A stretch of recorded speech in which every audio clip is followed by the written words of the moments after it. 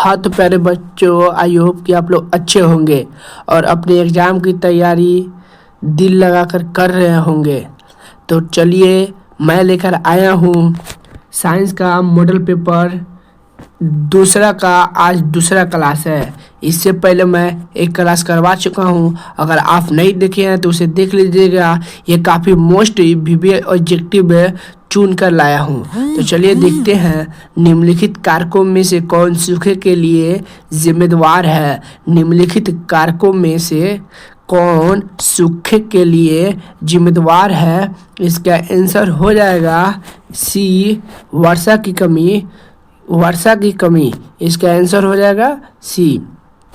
चलिए देखते हैं 22 नंबर सवाल क्या कहता है। सरदार सरोवर कृमित्र जलवाष्प का संबंध है। सरदार सरोवर कृत्रिम जलवाष्प का संबंध है। इसका आंसर हो जाएगा ए, नर्मदा नदी से संबंध है। चलिए देखते हैं 23 नंबर सवाल। जून 2030 में भारत में कौन सा चक्रवात आया। जून 2023 में भारत में कौन सा चक्रवात आया। इसका आंसर हो जाएगा बी, विपर्जय आया था। चलिए देखते हैं 24 नंबर सवाल। पृथ्वी की सतह पर सबसे पहले पहुंचने वाली भूकंपीय तरंग है। पृथ्वी की सतह पर सबसे पहले पहुंचने वाली भूकंपीय तरंग है। इसका आंसर हो जाएगा ए, प्राथमिक यानी पी, प्राथमिक यानी पी। चलिए देखते हैं 25 नंबर सवाल। संचार का सबसे लोकप्रिय साधन है। संचार का सबसे लोकप्रिय साधन है। इसका आंसर हो जाएगा बी, मोबाइल संचार का सबसे लोकप्रिय साधन है। इसका आंसर हो जाएगा बी। चलिए देखते हैं 26 नंबर सवाल।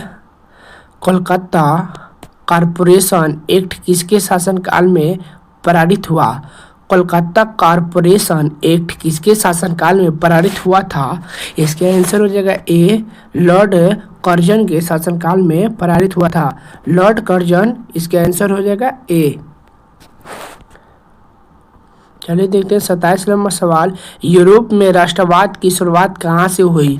यूरोप में राष्ट्रवाद की शुरुआत कहाँ से हुई थी।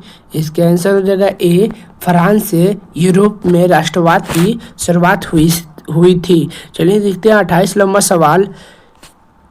राइन राज्य संघ की स्थापना किसने की। राइन राज्य संघ की स्थापना किसने की थी। नेपोलियन ने किए थे। इसका आंसर हो जाएगा बी, नेपोलियन। चलिए देखते हैं 29 नंबर सवाल। अप्रैल थीसिस किसने लिखी। अप्रैल थीसिस किसने लिखी थी। इसका आंसर हो जाएगा सी, लेनिन ने लिखी थी। चलिए देखते हैं 30 नंबर सवाल।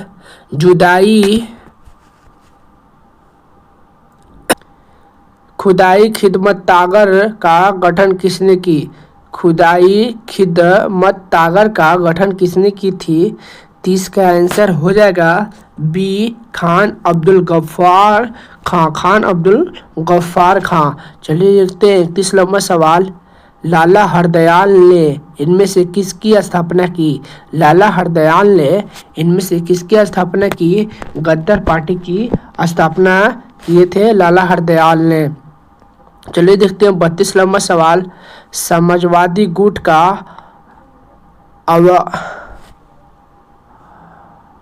साम्यवादी गुट का अगुवा कौन था। इसका आंसर हो जाएगा बी, सोवियत संघ।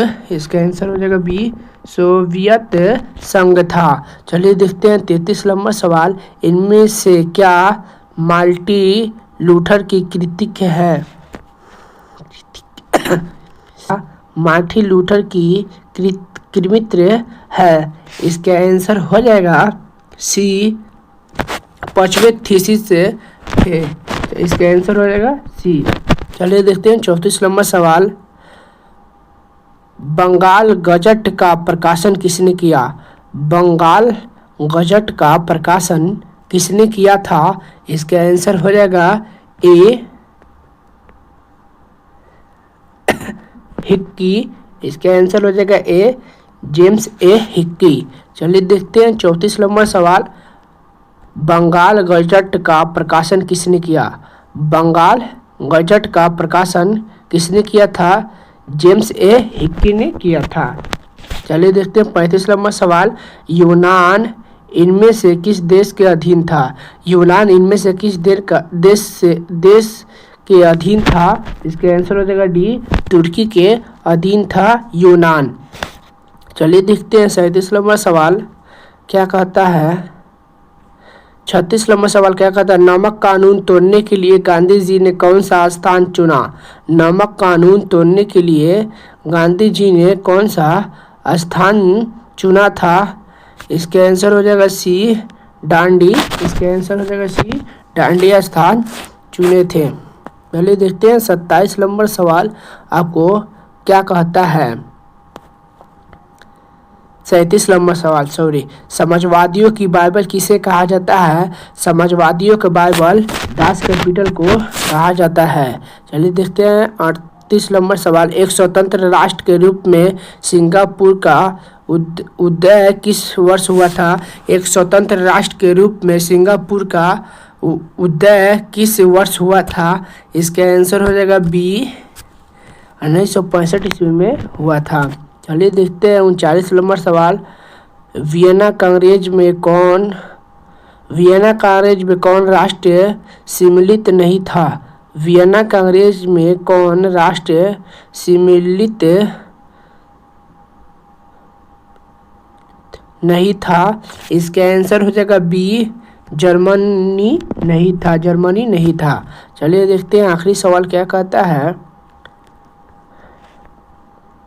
फॉरवर्ड ब्लॉक की स्थापना किसने की?